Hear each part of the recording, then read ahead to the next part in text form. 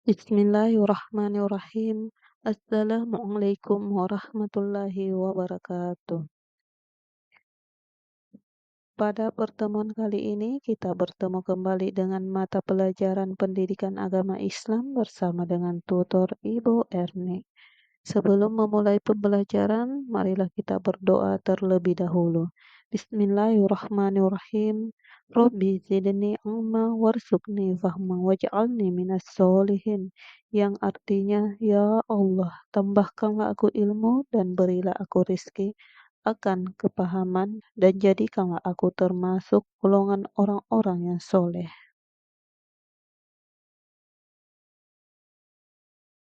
Adapun materi pembelajaran pada pertemuan kali ini yaitu mengenal Imam Mazhab, ibadah semakin mantap.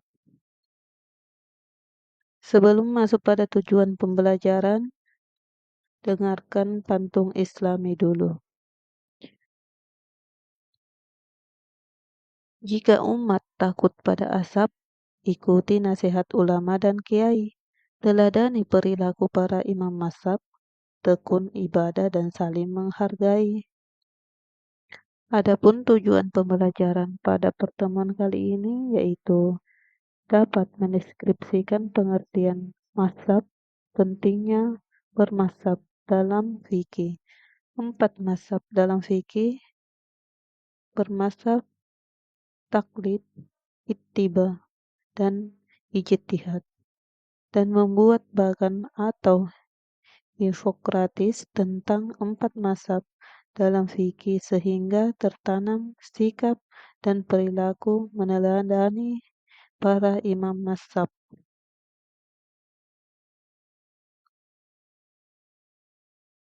Mazhab juga berarti al-rayu, pendapat, review, pandangan, kepercayaan, ideologi, doktrin, ajaran, paham, dan aliran.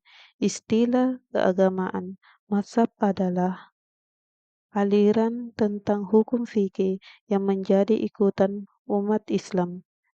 Pengertian mazhab menurut istilah meliputi 2 hal. 1. Mazhab adalah fatwa atau pendapat seseorang imam mujtahid tentang hukum suatu peristiwa yang diambil dari Al-Quran dan hadis. Yang kedua, mazhab adalah jalan pikiran atau metode yang ditempuh oleh seorang imam mujtahid dalam menetapkan hukum atau peristiwa berdasarkan kepada Al-Quran dan hadis. Mazhab adalah fatwa atau pendapat seorang imam mujtahid tentang hukum suatu peristiwa yang diambil dari Al-Quran dan hadis. Hukum Islam mengalami perkembangan pesat sejak zaman Rasulullah SAW sehingga zaman sekarang. Sejarah perkembangannya meliputi 1. Periode pertumbuhan yakni pada masa Rasulullah SAW, para sahabat dan masa tabi'in. B. Periode pembentukan abad ke-2 sampai 1 sampai 2 Hijriah, yakni pada masa 4 mazhab dan mazhab lainnya. C. Periode keemasan, yakni pada abad ke-3 sampai 9, dengan ditandai dengan munculnya ulama-ulama besar yang menisbatkan dirinya ke imam mazhab yang keempat.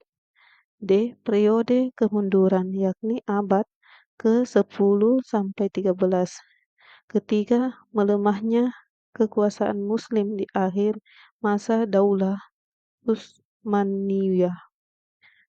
E. Periode kebangkitan, yakni abad ke-14 sampai dengan sekarang, ditandai dengan munculnya para ulama dengan kitab-kitabnya yang masih mengikuti dan selaras dengan metodologi 4 imam mazhab. 2. Pentingnya bermazhab dalam fikih.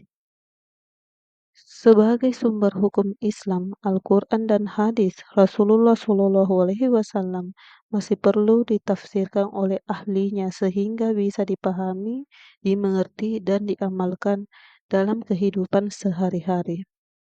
Di antara sekian banyak ahli tersebut adalah Iman Hanafi, Iman Maliki, Iman Syafi'i, dan Iman Hambali yang telah disepakati oleh para ulama sebagai imam mazhab yang pendapatnya dapat dipercaya dalam menafsirkan sumber hukum Islam.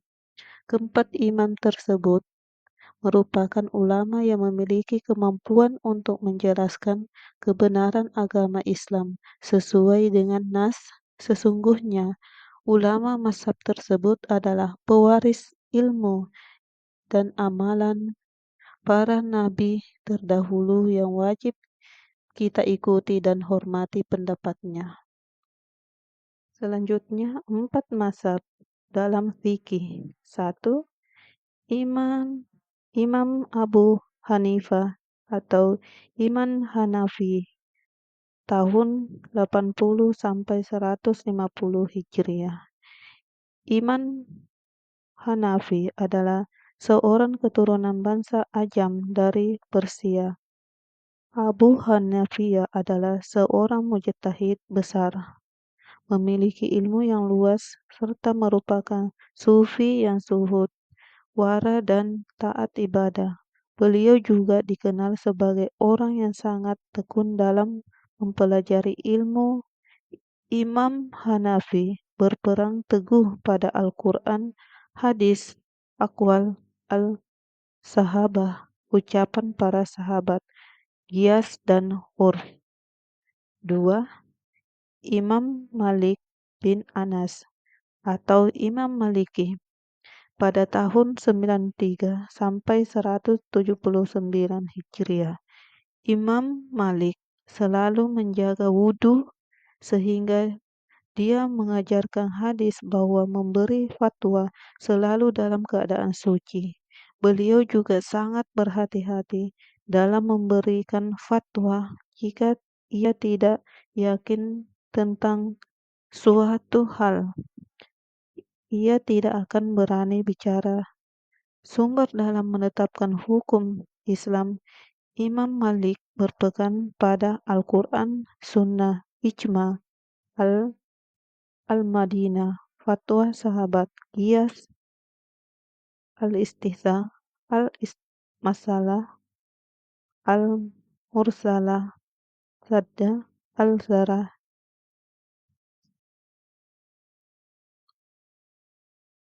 Selanjutnya yang ketiga yaitu Abu Abdullah Muhammad bin Idrus al-Syafi'i atau Imam Syafi'i pada tahun 150 sampai 204 Hijriah.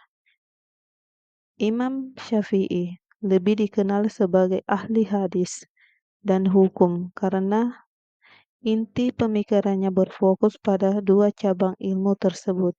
Imam Syafi'i menggunakan 5 sumber yakni Nas, Al-Quran dan Sunnah, Ijma, pendapat para sahabat, qiyas dan istidlal. Yang keempat, Abu Abdillah Ahmad bin Hanbal atau Imam Hanbali pada tahun 164 Hijriah sampai 241. Ahmad bin Hanbal adalah seorang imam yang banyak berkunjung ke berbagai negara untuk mencari ilmu pengetahuan, antara lain Syria, Hijaz, Yaman, Kufan, dan Basrah. Adapun sumber hukum dan metode istinbat Imam Ahmad bin Hambal dalam menetapkan hukum adalah Nas, Al-Quran dan Sunnah yang sahih, fatwa sahabat, qiyas dan zat al-zarai. Meneladani perilaku imam mazhab. Perilaku para imam mazhab yang bisa kita contoh yaitu 1. Kesungguhannya dalam menuntut ilmu. Sosok 4 imam ini adalah figur yang pantas dijadikan teladan dalam menuntut ilmu sehingga mereka bisa mencapai derajat mujtahid dan juga menjadi ahli fikih dan ilmu kalam yang luar biasa. 2. Menghargai perbedaan. Terkadang imam mazhab memiliki perbedaan pendapat antara satu dengan yang lainnya, namun mereka tetap saling menghargai. Contohnya, Imam Syafi'i tidak pernah mengaku sebagai paling benar.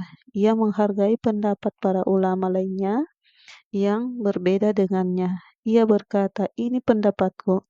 Pendapatku benar menurutku, tetapi memiliki kemungkinan keliru, dan pendapat ulama lainnya salah menurutku, tetapi memiliki kemungkinan benar." Yang ketiga, perilaku tawaddu.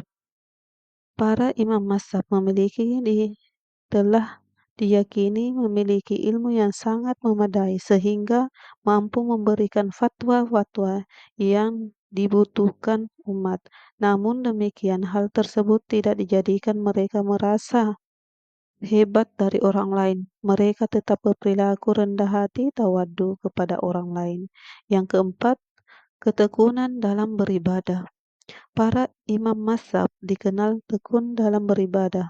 Mereka menyibukkan diri beribadah kepada Allah Subhanahu wa taala seperti yang ditunjukkan oleh Imam Hambali Hanafi. Beliau senantiasa menghabiskan waktu malamnya untuk beribadah. Yang kelima, keikhlasan. Di antara sifat yang perlu kita jadikan teladan dari para imam mazhab adalah keikhlasan dalam mencari ilmu. Mereka mencari ilmu bukan karena ingin mencari kemewahan. Begitu pula setelah memperoleh kesuksesan dalam mencari ilmu, mereka tetap ikhlas, tidak tergoda oleh jabatan duniawi. Baik, kesimpulan pada materi kali ini yaitu bermazhab sangat penting bagi seorang mukmin agar pemahaman ajaran agama dan praktik beribadah benar sebagaimana yang dimaksud dalam nas di antara sikap dan perilaku para imam mazhab yang bisa kita contohkan untuk kita aplikasikan dalam kehidupan sehari-hari. Di antaranya kesungguhan dalam menuntut ilmu, menghargai perbedaan, perilaku tawadu, ketekunan beribadah, keikhlasan dalam mencari ilmu. Adapun tugas pada pertemuan kali ini yaitu siapa sajakah imam mazhab dalam fikih? Silahkan ditulis di kolom komentar. Dan saya akhiri pertemuan kali ini dengan ucapan wassalamualaikum warahmatullahi wabarakatuh dan terima kasih.